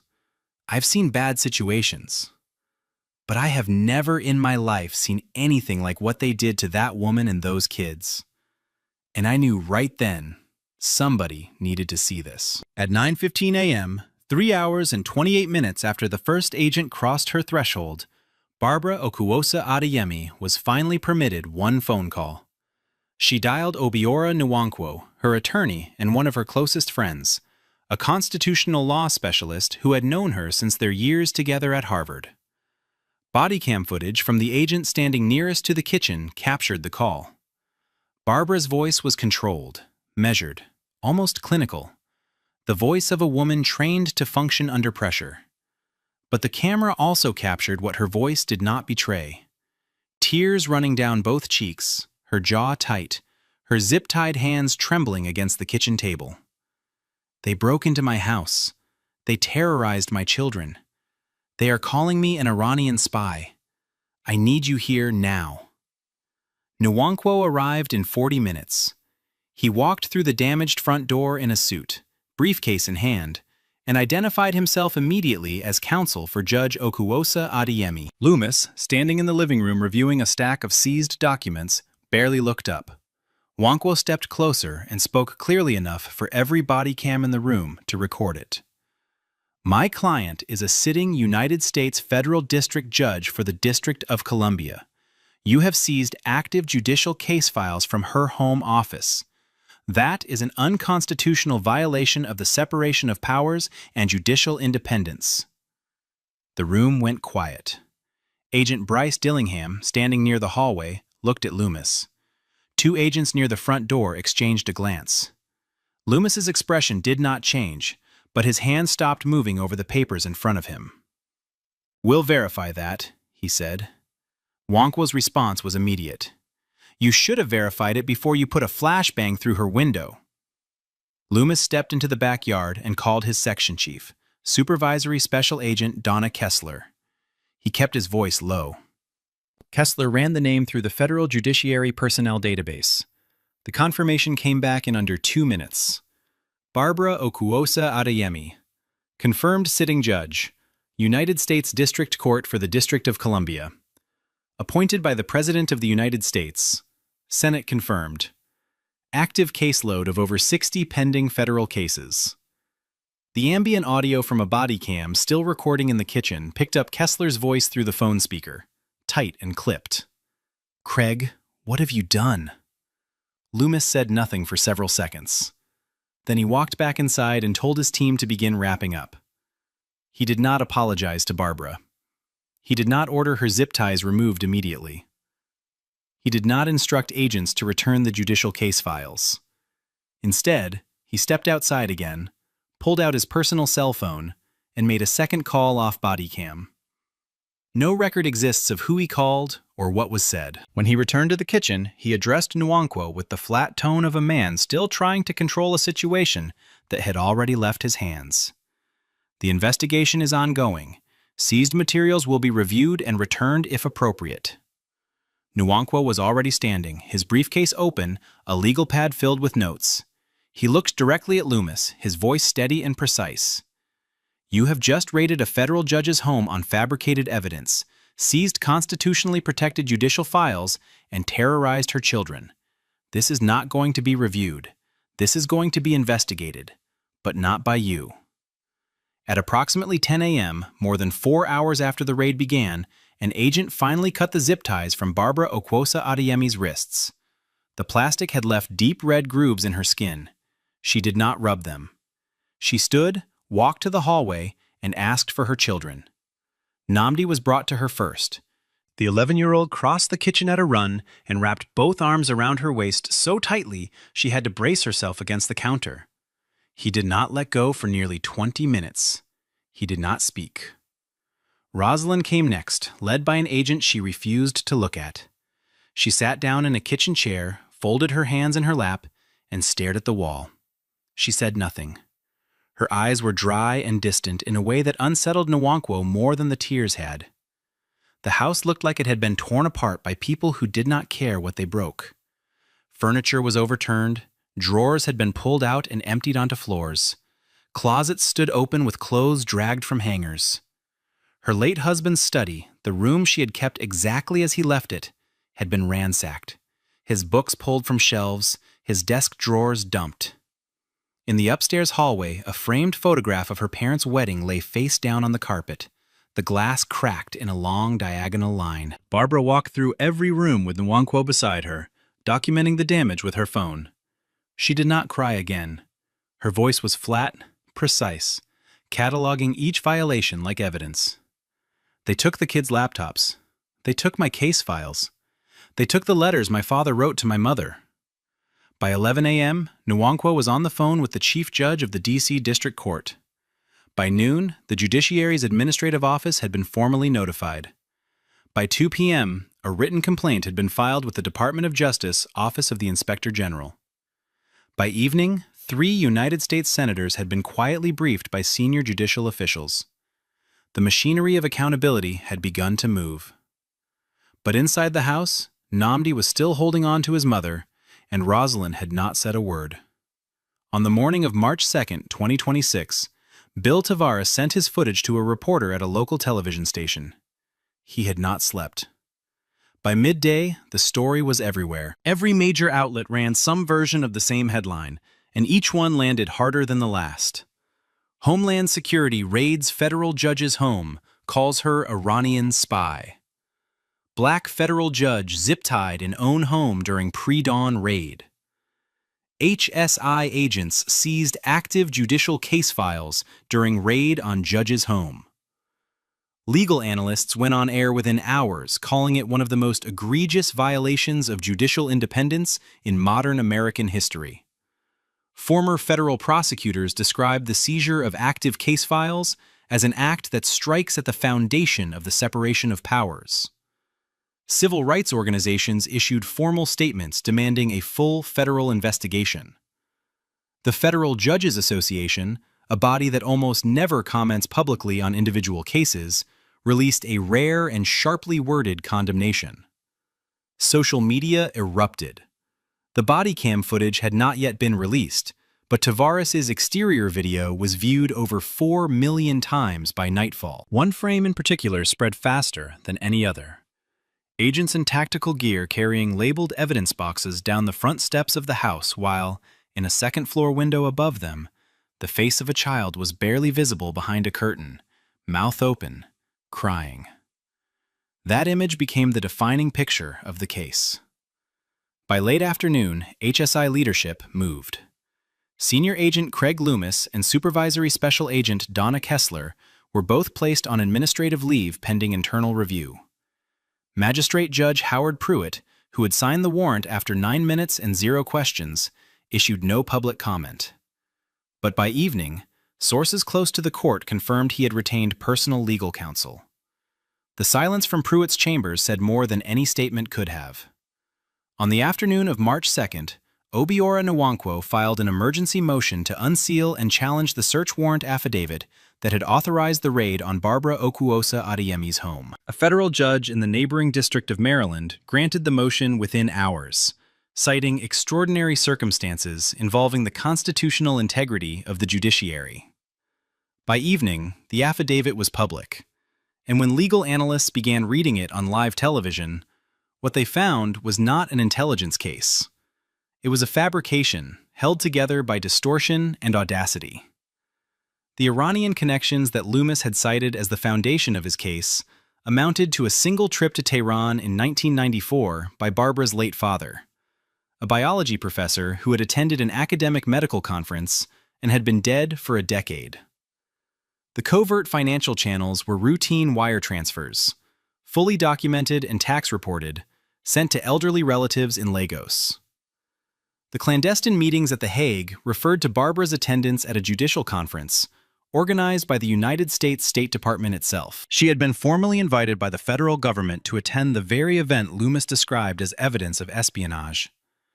There was no confidential informant named anywhere in the document, no corroborating intelligence from the CIA, the NSA, or the FBI, no interagency coordination of any kind.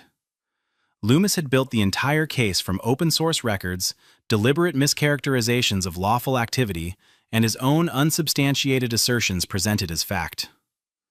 Former federal prosecutors appeared on every major network, calling it the thinnest affidavit they had ever seen approved by a sitting magistrate.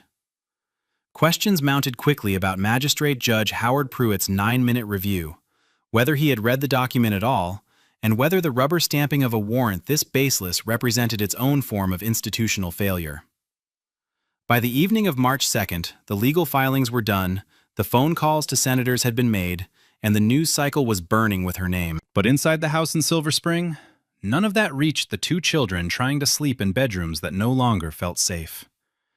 Rosalind had spoken fewer than a dozen words since the morning of the raid. She flinched at sudden sounds, the creak of a door, a car engine outside, the neighbor's dog barking. She asked her mother once, quietly, standing in the hallway before bed, "Are they going to come back?" Barbara told her no, but the question hung in the air because Barbara could not promise that with the certainty her daughter needed. Nnamdi had not slept through the night since March 1st. He had begun wetting the bed again, something he had not done since he was 5 years old. On the night of March 2nd, as Barbara tucked him in, he looked up at her with an expression no 11-year-old should carry and asked, "Did you do something bad, Mama?" Barbara held his face in both hands and told him no. She told him she had done nothing wrong. She told him the people who came to their house had made a mistake. But she could see in his eyes that the answer did not land the way it needed to, because the damage was not about information. It was about what had been taken from him. The belief that his home was a place where nothing could hurt him. After both children were in bed, Barbara closed her bedroom door, sat on the edge of the mattress, and called her sister in Baltimore. Her voice, the same voice that had stayed level through zip ties and interrogation and federal motions, finally broke. "They didn't just raid my house. They stole my children's sense of safety. I don't know how to give it back." A child psychologist who would later evaluate both Rosaline and Namdi would describe their symptoms as consistent with acute trauma disorder. The report would note hypervigilance, sleep disruption, emotional withdrawal, and regressive behavior. It would note that these symptoms had been caused not by an accident or a natural disaster, but by agents of their own government, in their own home, in the dark. As of March 3, 2026, the machinery of accountability is turning, but no one has yet been held to account. Multiple investigations are now open simultaneously, each pulling at a different thread of the same catastrophic failure. The Department of Homeland Security Office of Inspector General has launched a formal probe into Senior Agent Craig Loomis, Agent Bryce Dillingham, Supervisory Special Agent Donna Kessler, and the full approval chain that authorized the warrant. The Department of Justice Inspector General is conducting a separate investigation into whether the raid constituted an obstruction of judicial function, a question with constitutional implications that reach far beyond a single case. The Judicial Conference of the United States, the policy-making body for the entire federal court system, has convened an emergency session focused specifically on the seizure of active case files from a sitting judge's home. In a statement released this morning, the conference called the seizure a direct assault on the independence of the federal judiciary. The FBI has opened a parallel criminal inquiry into whether Loomis fabricated evidence in the affidavit, which, if proven, would constitute a federal crime carrying significant prison time. Congressional leaders from both parties have demanded hearings. Letters have been sent to the DHS Secretary, the Attorney General, and the Director of National Intelligence, requesting full briefings.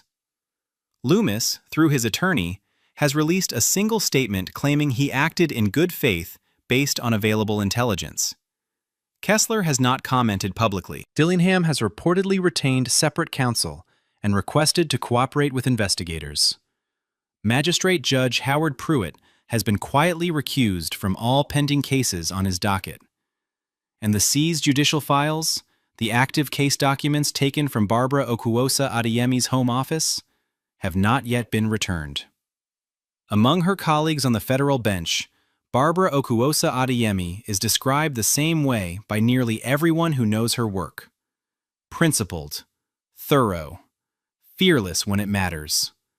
Over 4 years on the bench, she built a record that earned respect from prosecutors and defense attorneys alike. But it was her rulings on government surveillance that drew the most attention. She had written multiple opinions pushing back on overreach by federal agencies, including the Department of Homeland Security. She had questioned the scope of warrantless data collection. She had demanded specificity in affidavits where other judges accepted vague language. 2 of her Fourth Amendment opinions had been cited by appellate courts as models of constitutional reasoning. She had, in short, done exactly what a federal judge is supposed to do.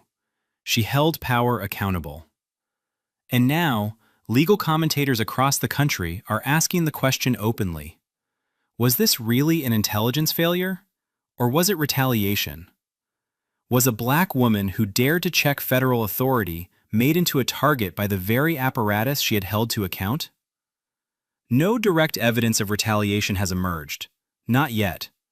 But the investigation is ongoing, and the coincidence has not gone unnoticed by anyone paying attention. Barbara herself has not spoken publicly. She has not appeared on camera. She has not given interviews. Through Obira Nwankwo, she released a single written statement on the evening of March 2nd. It read, "I swore an oath to uphold the Constitution of the United States. On March 1st, agents of the federal government broke into my home and violated that Constitution in front of my children. I intend to ensure that every person responsible is held accountable. Not for my sake, but because if they can do this to a federal judge, they can do it to anyone." This story is not finished. As of March 3, 2026, no one has been charged. No one has been fired. No one has been arrested.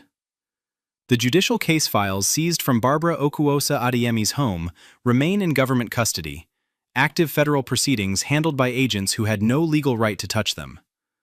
Barbara's children are still not sleeping through the night. Rosaline still flinches when a door closes too hard. Namdi still crawls into his mother's bed before dawn, afraid of the dark in a way he never was before. Craig Loomis is on paid administrative leave, collecting a federal salary from his home, while the woman whose door he broke down tries to explain to an 11-year-old why the people who are supposed to protect them were the ones who came with guns. The investigations are open. The Inspector General is reviewing. The FBI is examining. Congress is demanding answers. But the process is slow, deliberate, and offers no comfort to a family still living in a house with a front door that no longer locks properly, and a living room window still boarded up with plywood, where a flashbang grenade came through before sunrise on a Saturday morning. The public is watching. The legal community is watching. Civil rights organizations are watching. And somewhere in a quiet house in Silver Spring, Maryland, a federal judge is sitting on the edge of her daughter's bed, smoothing her hair, telling her it is safe to close her eyes, knowing that she cannot yet prove that is true. This is not a story with a resolution. Not yet. But the cameras were rolling. The Bodycam footage exists. The neighbor's video exists. The affidavit is public. The evidence is preserved. And the people responsible have names, badges, and records that are now under a level of scrutiny they never imagined possible.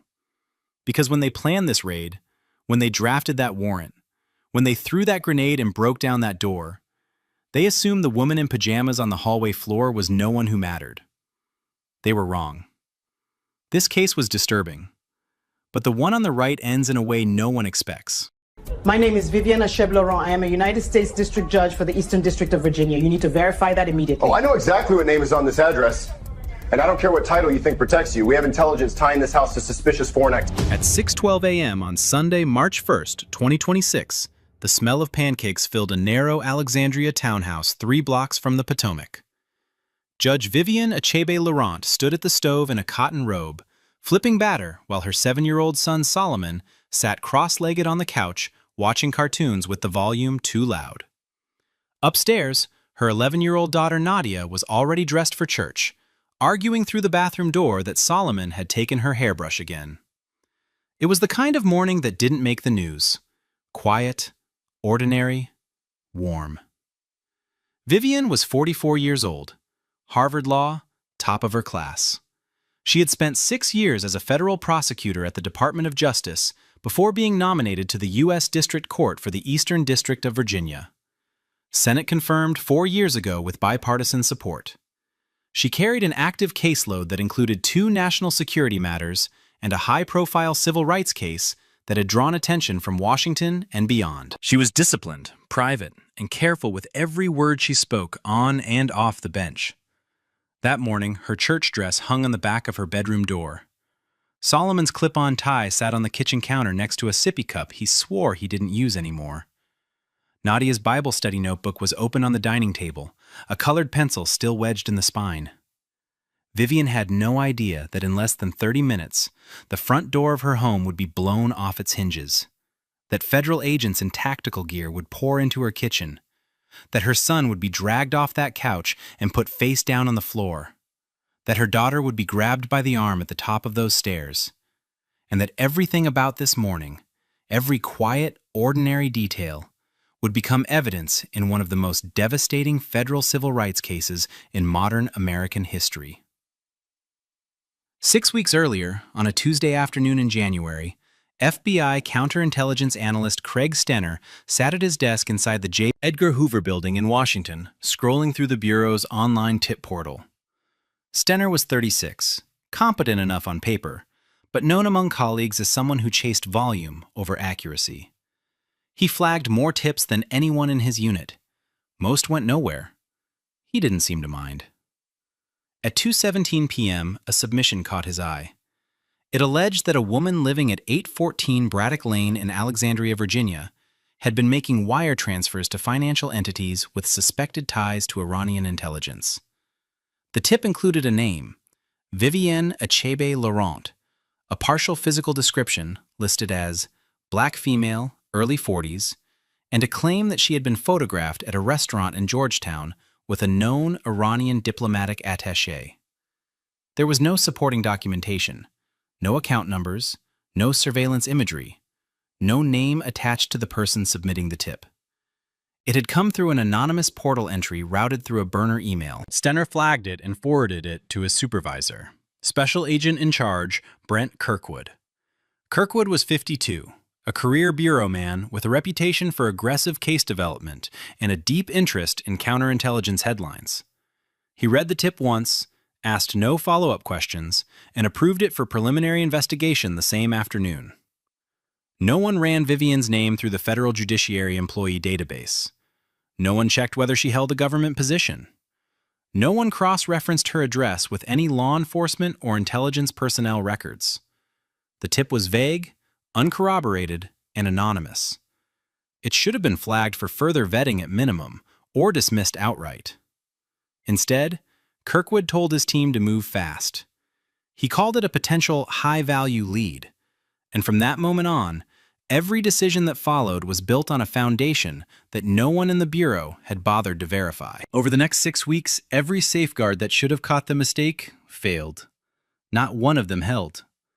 Stenner built the case file the way he built most of his cases: fast, surface level, and with just enough material to look thorough without actually being thorough. He pulled Vivian's financial records through a parallel channel typically reserved for FISA-adjacent national security requests, a move that bypassed the more rigorous internal review process. What he found should have told him everything he needed to know. Vivian had made recurring donations to a legal aid nonprofit that served immigrant communities, including clients from the Middle East. The transactions were modest, documented, and tax-deductible. Stenner flagged them as suspect wire transfers to entities with foreign ties. He never contacted the nonprofit, never checked its tax status, never noted that it had been operating legally in Virginia for over a decade. Then came the photograph. During a 2024 legal conference in Washington hosted by the American Bar Association, Vivian had posed in a group photo with more than a dozen attendees. One of them happened to be a mid-level Iranian diplomatic attaché who had been invited to a panel on international law. Vivian hadn't spoken to him individually. She didn't know his name. But the photo made it into the file, captioned as evidence of a potential clandestine relationship. A junior analyst in the unit, Priya Venkatesh, 29, raised concerns in a written memo. She pointed out that the financial records didn't support the conclusion being drawn, that the tip was anonymous and uncorroborated, and that no one had verified the subject's employment or government affiliation. Kirkwood read the memo, called her into his office, and told her to stay in her lane. 2 days later, her objections were removed from the case file entirely. Kirkwood told his team this could be a big one, and no one left in the room was willing to tell him he was wrong. The warrant application landed on the desk of a federal magistrate judge in the Eastern District of Virginia on February 26, 2026. The affidavit was 12 pages long and built almost entirely on 3 pillars: the anonymous tip, the mischaracterized financial records, and the conference photograph. Each piece of evidence had been framed to suggest something it did not actually prove. The charitable donations became suspect international transfers. The group photo became a documented meeting with a foreign intelligence-linked operative. The anonymous tip became a credible source with knowledge of the subject's activities. What the affidavit did not include was any mention of Vivian Achebe Laurent's occupation. It did not state that she was a sitting United States District Judge. It did not note her prior service as a Department of Justice prosecutor. It did not reference her Senate confirmation, her security clearances, or her active national security caseload.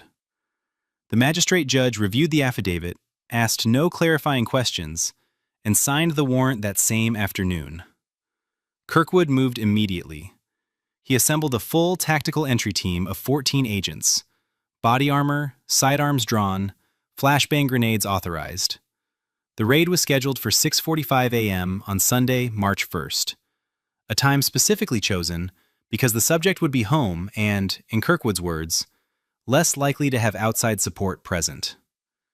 No one on the team suggested a less invasive approach. No one proposed a simple knock on the door. No one recommended calling her attorney or serving the warrant through the court.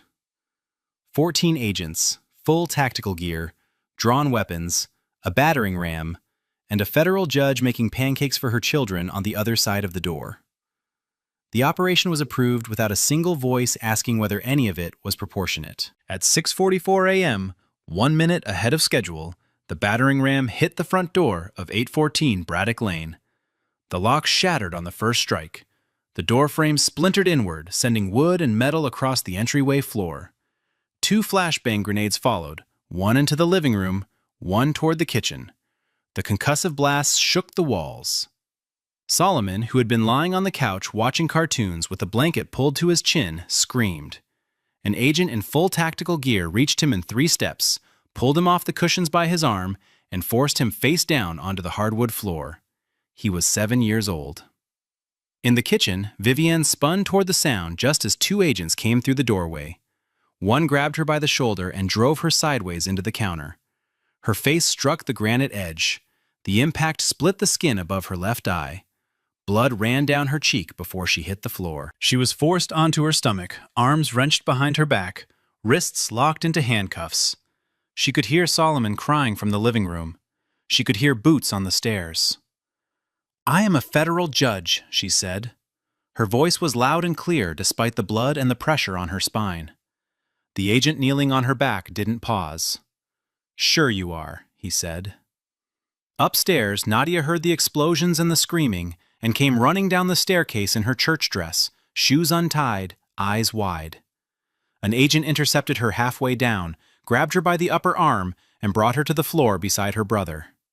She was 11. She landed on her knees and then her chest, her face pressed to the same hardwood where Solomon lay sobbing.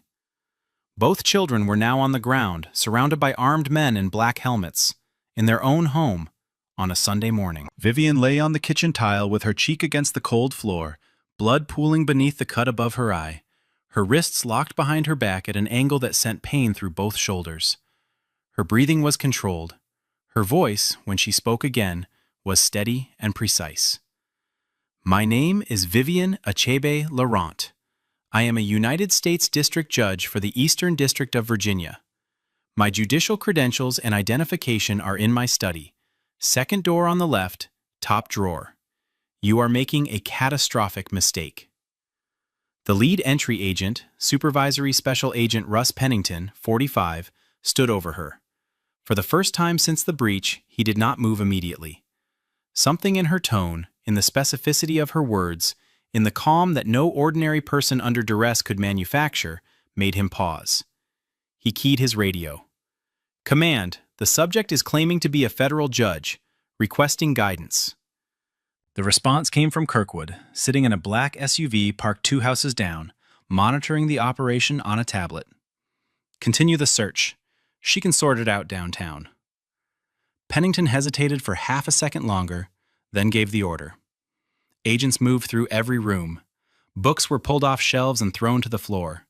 Drawers were dumped. Closets were emptied. They seized both of Vivienne's laptops, her personal phone, an external hard drive containing case research, her children's school tablets, and 3 family photo albums. In the living room, Solomon had stopped crying and gone silent, his small body trembling, a dark stain spreading across the front of his pajama pants. He had wet himself.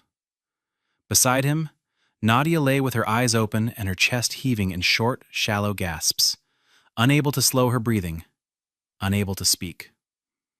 A federal judge's children, face down on their own floor, surrounded by agents who still had not verified who their mother was. And in the SUV outside, Kirkwood checked his watch and typed a message to headquarters. "Raid executed. Subject secured. Proceeding with evidence collection." The noise carried. In a neighborhood like this one, where the houses sat close and the street stayed quiet on Sunday mornings, the sound of a door being broken open and flashbang grenades detonating was impossible to miss. Frank Oberlin was the first one outside. He was 68, retired Army colonel, lived in the townhouse directly next door, and had known Vivienne for 3 years. He had watched her carry groceries inside on weeknights, had waved to her children when they played on the front steps, had attended the same neighborhood association meetings where she sat quietly in the back row, always polite, always composed. When he stepped onto his porch and saw the black SUVs, the tactical gear, and the agents moving in and out of Vivian's front door, he walked straight to the perimeter tape. "That's a federal judge's home," he told the agent guarding the line. "Her name is Vivian Achebe Laurent. She sits on the Eastern District bench." The agent didn't blink. "Sir, step back or you'll be detained." Oberlin didn't move. "You're making a mistake. I'm telling you who lives in that house. Step back. Now." Oberlin pulled out his phone and began recording. Across the street, Terrence and Simone Osei had come to their front window when the first blast shook the block. Terrence grabbed his phone and started filming from the doorway. The footage was shaky, but clear. Agents in full tactical gear, a broken front door, and then, at 7:03 a.m., the image that would later be seen by millions. Vivian Achebe Laurent, in a cotton robe and church slippers, blood visible on the left side of her face, hands cuffed behind her back, being walked down her own front steps by two agents while a neighbor's child watched from a second-floor window across the street. Within minutes, the footage was in a neighborhood group chat. Within an hour, a local journalist had it in her inbox. Within 2 hours, it had already been shared more times than anyone in that neighborhood could have predicted. And not a single agent on the scene had yet confirmed who they had just raided. At the FBI's Washington field office, Vivian was placed in an interrogation room on the 3rd floor. The handcuffs stayed on. The cut above her eye had not been treated. Blood had dried in a thin line down her left cheek and along her jaw. She sat upright in a metal chair, still wearing her robe and slippers, and said nothing. She did not ask for water. She did not ask where her children were. She asked for one thing. "I want my attorney. I will not answer questions without counsel present. I am a sitting United States District Judge. You can verify this in less than 60 seconds." The two agents in the room exchanged a glance. One left. The other stayed by the door, arms folded, silent. Vivienne sat still. For nearly 2 hours, no one verified her identity. No one ran her name through the federal judiciary database. No one contacted the Eastern District Clerk's office, which operated a 24-hour duty line specifically for emergencies involving judicial personnel. At 9:14 a.m., more than 2 hours after the raid, a junior agent who had not been part of the entry team typed Vivienne's full name into the federal court's personnel system. The result appeared in under 4 seconds. Achebe Laurent, Vivienne R. Title: United States District Judge. Court: Eastern District of Virginia. Status: active. Appointed by the President. Confirmed by the Senate. The agent stared at the screen, pushed back from his desk, and walked quickly down the hall. He found Kirkwood in a briefing room reviewing evidence logs. "Sir, the subject is a federal judge."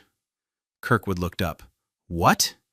"She's a sitting U.S. District Judge. Eastern District of Virginia. Senate confirmed. Active bench." The room went quiet. Every agent in it understood in the same instant what had just happened and what was about to come. Kirkwood set down the file he was holding. His face lost its color. Down the hall, in the interrogation room, Vivienne sat exactly as she had for the last 2 hours. Bleeding. Calm. Waiting. And somewhere on the 3rd floor, someone finally thought to ask the question that should have been asked 6 weeks ago. Did anyone check who she actually is? While Vivienne sat in that interrogation room for 2 hours, waiting for someone to confirm what she had told them from the moment they broke down her door, her children were in a separate room on a different floor of the same building. Solomon and Nadia had been transported in the back of an unmarked federal vehicle. No car seats, no seatbelts fitted for a child Solomon's size. No explanation of where they were going or why. Solomon had not spoken since the agents put him on the floor of his own living room. He sat in a plastic chair with his knees pulled to his chest, still in the pajamas he had wet during the raid, the fabric now cold against his skin. No one had offered to change him. No one had offered him clothes or a blanket or food. He was 7. Nadia sat beside him, rigid, staring at the wall across the room. She had stopped hyperventilating in the vehicle, but had not spoken a full sentence since being pulled to the ground on the staircase. When a victim's advocate was finally brought in, more than 90 minutes after the children arrived, She found them sitting in silence in a room with no windows, no toys, no crayons, nothing that acknowledged they were children. The advocate, a woman in her 50s who had worked with the Bureau for over a decade, later told investigators it was one of the worst things she had seen in her career. A child psychologist brought in that afternoon conducted preliminary evaluations on both children. Solomon exhibited signs of acute stress response, including trembling, selective mutism, and a flinch reaction triggered by any sudden movement or loud sound. Nadia presented with emotional shutdown, flat affect, and what the psychologist described as hypervigilant stillness, a trauma response more commonly associated with children in war zones. Vivian was not allowed to see her children until 9:47 a.m., nearly 3 full hours after they had been separated. When she finally entered the room, still in handcuffs that had only just been removed, Solomon looked up at her and said one word: "Mama." It was the first thing he had said in over 3 hours. By 10 a.m. on March 1st, the machinery of institutional panic had begun to move. The first call went from the FBI's Washington field office to the Chief Judge of the Eastern District of Virginia. The conversation lasted less than 2 minutes. The Chief Judge's response, according to sources briefed on the call, was a single question, repeated 3 times. "You did what?" By 10:15, the Administrative Office of the U.S. Courts had been notified. By 10:30, 2 United States senators with oversight of the Judiciary Committee had received calls from their staff flagging an incident involving a sitting federal judge. By 10:45, the FBI Director's Office was alerted through an internal channels memo marked urgent, a classification rarely used outside of active threat scenarios. Kirkwood was pulled from the case before noon. He was told to return to the field office and not to contact any member of the investigative team. Stenner, the analyst who had flagged the original tip and built the case file without ever verifying the subject's identity, was placed on administrative leave effective immediately. His access to classified systems was suspended. Supervisory Special Agent Russ Pennington, who had led the tactical entry, was reassigned to administrative duties pending review. The DOJ Office of Professional Responsibility opened an emergency inquiry before the end of the day. Behind closed doors at the Hoover Building, the damage assessment was already underway. A deputy director convened an emergency meeting with senior leadership from counterintelligence, legal counsel, and the inspection division. The question he asked the room, according to 2 officials present, was direct. How did we raid the home of a sitting federal judge, put her face down on her kitchen floor, hold her children in a windowless room for 3 hours, and not one person in this building knew who she was? No one answered immediately. The silence in that room carried the weight of what everyone already understood. This had not been a failure of technology or access. The databases existed. The information was there. No one had looked because no one had thought to look. A black woman with an African surname living in a nice neighborhood had matched someone's idea of a threat, and from that point forward, every system designed to prevent exactly this kind of catastrophe had been bypassed, ignored, or overridden. And now the entire Bureau was going to answer for it. The neighbor footage reached social media before the FBI had even confirmed Vivian's identity. Terrence Osei's video was 43 seconds long. Shaky, slightly overexposed in the early morning light, but unmistakable. A black woman in a cotton robe and church slippers, blood on her face, hands cuffed behind her back, being walked down the steps of her own home by 2 agents in tactical gear. Behind her, through the broken front door, the audio captured a child screaming. The video hit a neighborhood group chat at 7:11 a.m. By 7:40, a local journalist had it. By 9 o'clock, a Washington reporter confirmed through court records that the woman was a sitting United States District Judge. The story detonated. Every major outlet ran some version of the same headline. FBI raids home of black federal judge. The footage played on loop across cable news and social media. Legal analysts called it unprecedented. The National Bar Association issued a statement calling the raid one of the most egregious violations of judicial independence and civil rights in modern American history. The NAACP demanded a full independent investigation. By evening, 14 sitting federal judges had signed a rare joint statement expressing profound concern over the treatment of their colleague. 2 members of Congress called for emergency oversight hearings.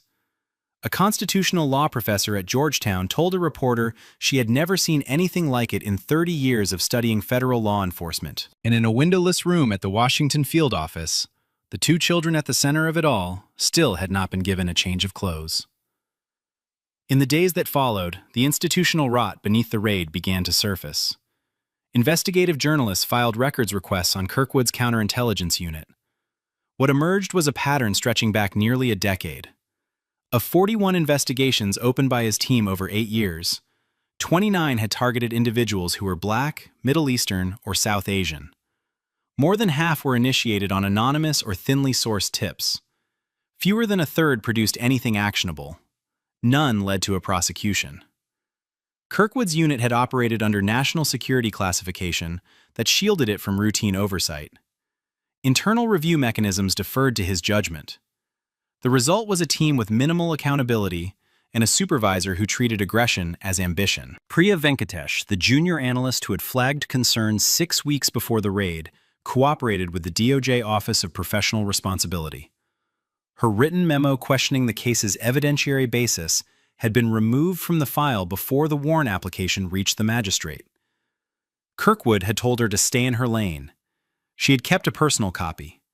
She turned it over to investigators on March 2nd. Separately, digital forensics teams began tracing the anonymous tip. The submission had come through a burner email created the same day, routed through a VPN. But metadata recovered from the portal's backend pointed to someone familiar with federal court procedures. Investigators began quietly exploring a possibility that would transform the case entirely: that the tip had been fabricated by someone connected to one of Vivian's active rulings. If confirmed, it would mean the FBI hadn't just failed to vet the evidence, it had been weaponized. As of March 2nd, 2026, Vivienne Achebe-Laurent has not spoken publicly. Not a single word to the press, no interviews, no statements on camera. Her attorney, former federal prosecutor Camille St. Pierre, issued a brief written statement on her behalf that afternoon. It confirmed that a federal civil rights lawsuit was being prepared. It requested the immediate preservation of all body camera footage, tactical communications, surveillance recordings, internal emails, and case files related to the investigation. It stated that both children were being evaluated by a trauma specialist and that the family was requesting privacy while they began to process what had happened less than 24 hours earlier. The statement was 4 paragraphs long. It said everything it needed to say and nothing more. Legal observers noted that Vivian's silence was not absence, it was strategy. She was a sitting federal judge who understood that every word she spoke publicly would be scrutinized, dissected, and potentially weaponized to paint her as emotional, politically motivated, or unfit for the bench. Her restraint was not weakness. It was the discipline of a woman who had spent her career inside the system and understood exactly how to dismantle its failures from within. Behind the scenes, her legal team had already contacted the DOJ Inspector General, the Judicial Council, and 2 congressional offices with jurisdiction over both the judiciary and federal law enforcement. The machinery was beginning to move, but Vivian had not yet shown her hand, and anyone who knew her understood that when she did, it would not be emotional. It would be precise. As of this moment, nothing is resolved. Kirkwood has been suspended from duty pending investigation. Stenner has retained a private attorney. Supervisory Special Agent Pennington has been reassigned. The magistrate judge who signed the warrant is under review by the Judicial Council for failure to scrutinize the affidavit. The FBI has issued a single, carefully worded statement acknowledging what it called procedural shortcomings in the investigation. It has not apologized. Congress has called for oversight hearings. 2 Senate committees have requested full briefings from the Bureau's director. Vivian's lawsuit, filed in the District of Columbia, names the FBI, Kirkwood, Stenner, Pennington, and 12 unnamed agents. It alleges violations of the Fourth Amendment, racial profiling, excessive force, false imprisonment, and intentional infliction of emotional distress. Nadia and Solomon have been added as plaintiffs. Their claims include trauma, unlawful detention of minors, and denial of basic care while in federal custody. No settlement has been offered. No disciplinary action beyond suspension has been finalized. No criminal charges have been filed against any agent involved. The investigation into the origin of the anonymous tip is ongoing, with digital forensics still tracing the submission through layered VPN routing. If the tip is confirmed to have come from a litigant connected to one of Vivian's cases, the scope of the scandal will expand from negligence into something far more deliberate. But as of today, none of that has been confirmed. None of it has been denied. The front door of 814 Braddock Lane is still broken.